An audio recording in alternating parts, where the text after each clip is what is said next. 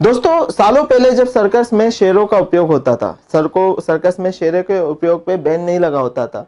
तो सर्कस में शेर बहुत सारे टाइप के करतब बताते थे, उनका यूज होता था।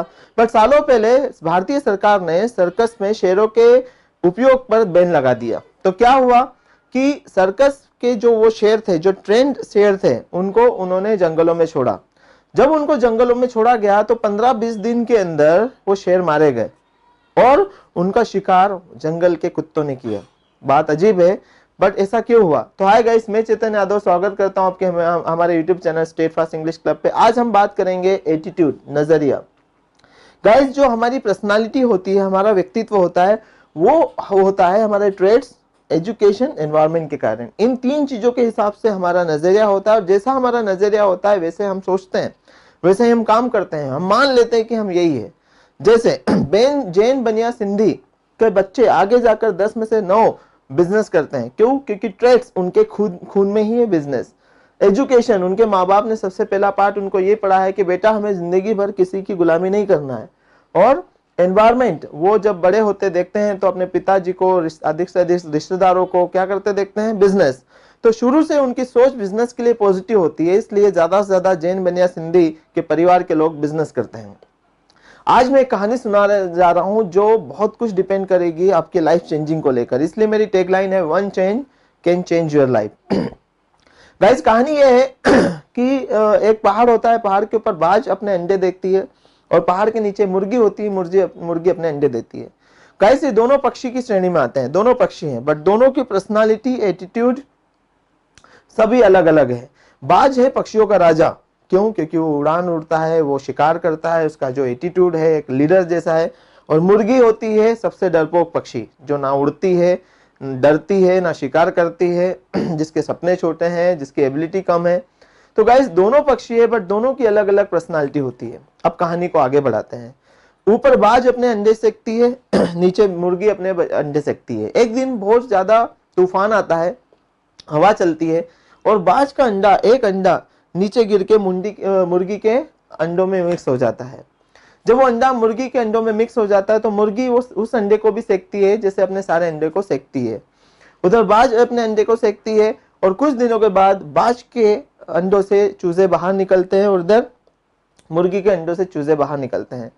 जब बाज के चूजे इस दुनिया में आते हैं तो सबसे पहले एनवायरनमेंट देखते हैं, वो अपनी माँ को देखते हैं बाज के रूप में।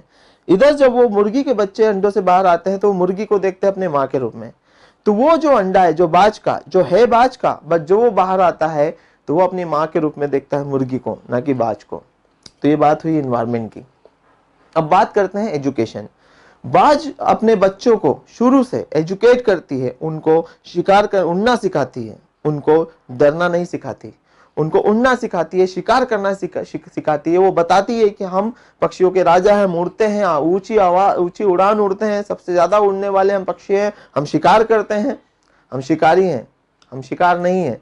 और मुर्गी अपने बच्चों को ये शिक्षा देती है कि बेटा कि तुम्हारे दादा कभी नहीं उड़े, तुम्हारे पापा कभी नहीं उड़े और तुम भी नहीं उड़ सकते। बेटा एक दिन हम किसी दिन भी तवे पे तल दिए जाएंगे, किस दिन भी हमको भून दिया जाएगा, हमारी औकात नहीं है उड़ने की। इसको सीधे सीधे शब्दों में बोले कि कुछ लोग जो अपने बच्चों को बोलते हैं कि तेरे दादा कभी फॉरेन नहीं गए, तेरे पापा नहीं गए, तो तू भी नहीं जा सकता।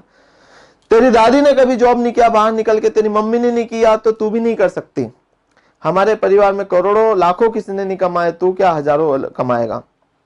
तो मुर्गी अपने उस बच्चों को ये शिक्षा देती है। तो जो बाज का बच्चा होता है वो भी उससे वही एजुकेशन लेता है जो मुर्गी अपने बच्चों को देती है। तो बाज का जो बच्चा है वो है बाज का बच्चा, बट एजुकेशन उसको कैसे मिल रहा है? मुर्गी के जैसे। अब इसको एक तरीके से ये मान लो कि एक भेड़ों का झुंड है और एक शेरों का झुंड है। भेड़ों के झुंड का अगर नेतृत्व एक शेर करे तो सारी भेड़ें शेर जैसा बिहेव करेगी, क्योंकि शेर उनको शिकार करना सिखाएगा, लड़ना सिखाएगा।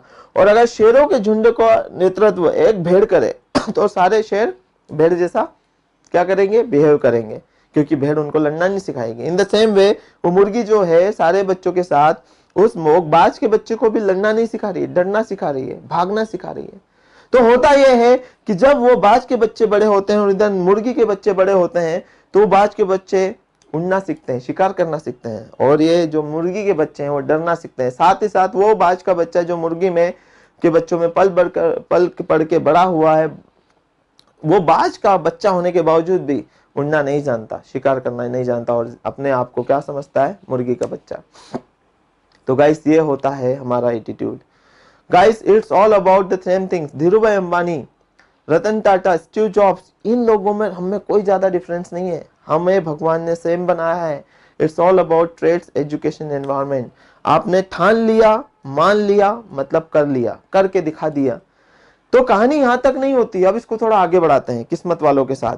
जैसे हनुमान जी को भी उनकी शक्ति का एहसास जामवंत ने दिलाया था, उनको एहसास करवाया था कि आपके अंदर बहुत पोटेंशियल है, बहुत ताकत है, तब हनुमान जी को भी अपनी शक्तियों के बारे में पता चला था। तो कहानी आगे बढ़ाते हैं। एक दिन वो बाज के बच्चे आकाश में उड़ रहे होते हैं, वो नीचे नजर डालते हैं और देखते हैं कि हमारे जैसा दिखने वाला एक पक्षी, बाज का बच्चा, मुर्गी के बच्चों में है। तो वो अपनी माँ के जाके पूछते हैं और बोलते हैं कि माँ, हमारे जैसा दिखने वाला पक्षी मुर्गी के बच्चे में ये कौन है? तो माँ बोलती है, अब मैं क्या बताऊं, दुख तो हो रहा है मुझे बताने में, बट ये सच है, वो ये कि वो तुम्हारा भाई है। तो बाज के बच्चे शॉक हो जाते हैं, क्या बात कर रहे हो, हमारा भाई है और मुर्गी के बच्चों में क्या कर रहा है? तो बाज बोलती है कि अरे मैं क्या बताऊं, मैं उसके पास गई थी समझाने कि तू मेरा बेटा है, मैं तेरी माँ हूं। तो बोलते हैं नहीं, मैं तो मुर्गी का बच्चा हूं, मैं तो उड़ नहीं सकता, मैं तो शिकार नहीं कर सकता। जैसे कोई अगर बोले कि तुम करोड़ों कमा सकते हो, तुम पूरे विदेश घूम सकते हो, तो बोलते नहीं, मैं करोड़ों नहीं कमा सकता, मैं लाखों नहीं कमा सकता, मैं तो हजारों ही कमा सकता हूं, मैं तो गुलामी ही कर सकता हूं, मैं लीड नहीं कर सकता। तो माँ बोलती है अपने बच्चे, बाज के बच्चों को कि इस बच्चे को समझाने गई थी, बट वो मानने के लिए तैयार नहीं है।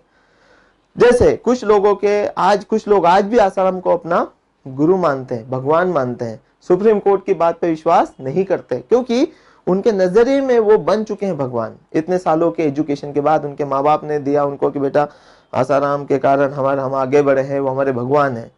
तो वो बाज के बच्चे बोलते हैं कि ठीक है माँ, हम इसको कोशिश करेंगे इसकी शक्ति का एहसास करवाने के लिए। वो सारे बाज के बच्चे उसके पास जाते हैं और बोलते हैं हेलो भैया। तो बोलता है क्या हो गया, तुम मुर्गी के बाज के बच्चे हमको डराने आए हो? बोले नहीं, डराने नहीं आए हैं, तुम्हें एक चीज महसूस करवाने आए हैं, वो ये कि तुम बाज के बच्चे हो। तो बोलता है क्या बात कर रहे हो, बचपन से मैं मुर्गी के बच्चों में रहा, मुर्गी मैंने मेरे को पाला और मैं बाज का बच्चा कैसे?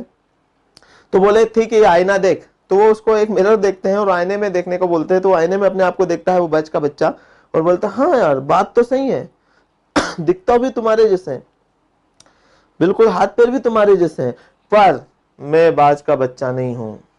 भले ही आसाराम को बहुत सारे कोर्ट्स ने बलात्कारी घोषित कर दिया, सुप्रीम कोर्ट ने भी बलात्कारी घोषित कर दिया, बट वो हमारे बाबा है, हमारे संत है, तो वो मैं बाज का बच्चा नहीं हूं। तो वो मानते हैं कि वो बाज का बच्चा नहीं है। फिर अब वो बाज के बच्चों को पता होता है कि ये बाज का बच्चा है, तो उसके अंदर गुस्सा तो होगा, इसका ईगो क्लेश तो होगा, तो उसे परेशान करते हैं। कोई इधर से मारता है, कोई इधर से मारता है, कोई इधर से टांग खींच के भागता है। तो बाज का बच्चा बोलता है देखो तुम भले बाज के बच्चों, बट मुझे अगर छेड़ा ना तो मैं तुमको छोड़ूंगा नहीं, मुझे गुस्सा मत दिलाओ। और वो दूसरे बाज के बच्चे यही तो चाहते थे कि इसको गुस्सा है और गुस्से में हमारे पीछे दौड़े। तो वो गुस्से में उनके पीछे दौड़ता है और बस इतनी दूर उड़ता है और मुर्गी के बच्चे थे, हेलो भैया तू बाज का नहीं मुर्गी का बच्चा है, तो वापस आ जाता है, हाँ सही बात है यार, सही बात है। जैसे हमारे समाज में कुछ लोग आगे जाते हैं तभी पीछे से कोई टांग खींच लेते हैं, बोले भैया क्या लेकर आए थे, क्या लेकर जाएंगे, तू ऐसा नहीं कर सकता। वही हुआ उसके साथ। दूसरी बार फिर बाज के बच्चे आते हैं, इस बार कंटिन्यू उसको परेशान करते हैं, कोई इधर हाथ खींच रहा है, कोई इधर से पैर खींच रहा है, तो सभी उसको परेशान करते हैं। इस बार बाज के उस बच्चे को बहुत गुस्सा आता है, बोलता है कुछ भी हो जाए अब तुमको मैं नहीं छोड़ूंगा। वो उनके पीछे भागता है, उड़ता है, इतनी ऊपर उड़ता है, इतनी ऊपर उड़ता है, आकाश में उड़ता है, उनके पीछे भागता है। तभी वो बाज के बच्चे बोलते हैं कि नीचे देखो नीचे। तो बोलता है नहीं, नीचे नहीं, मैं तुमको सबक सिखाऊंगा। बोले एक बार नीचे तो देख। तो बाज का बच्चा उड़ते उड़ते उड़ते उड़ते नीचे देखता है, बोलता है ओ तेरी की, मैं तो उड़ रहा हूं, मैं तो उड़ रहा हूं, मतलब मैं बाज का बच्चा हूं। उस दिन उसे पता चलता है कि मैं भी उड़ सकता हूं, मैं भी विदेश जा सकता हूँ, मैं भी करोड़ों कमा सकता हूँ, मैं भी एग्जाम्पल बन सकता हूँ, मैं भी बेस्ट यूट्यूबर बन सकता हूँ, मैं भी IAS MPPS UPSC MPPS जैसे एग्जाम क्रैक कर सकता हूँ, मैं भी कुछ बड़ा कर सकता हूँ, क्योंकि मुझ में और दूसरे इंसानों में कोई ज्यादा फर्क नहीं है। तो गाइस कुछ ही लोग होते हैं जो अपनी पर्सनालिटी को अच्छे से जज कर पाते हैं, अपने पोटेंशियल को। So believe you can do everything, you are not different from people, everybody is same। भगवान ने सबको दो हाथ दिए, दो पैर दिए। हाँ, सबका थोड़ा ट्रेड्स, एजुकेशन, एनवायरनमेंट अलग अलग होता है, नो इशू, कोई बात नहीं। फिर भी अपना एटीट्यूड को चेंज कीजिए, अपने एटीट्यूड को पॉजिटिव कीजिए, अपने एटीट्यूड को विजनरी बनाइए। इस वीडियो को ज़्यादा से ज़्यादा लोगों तक शेयर कीजिए। फिर मिलेंगे एक नए लेक्चर के साथ, नए मोटिवेशनल वीडियो के साथ। अभी के लिए इतना ही, bye bye, take care. One change can change your life, one change can change your life.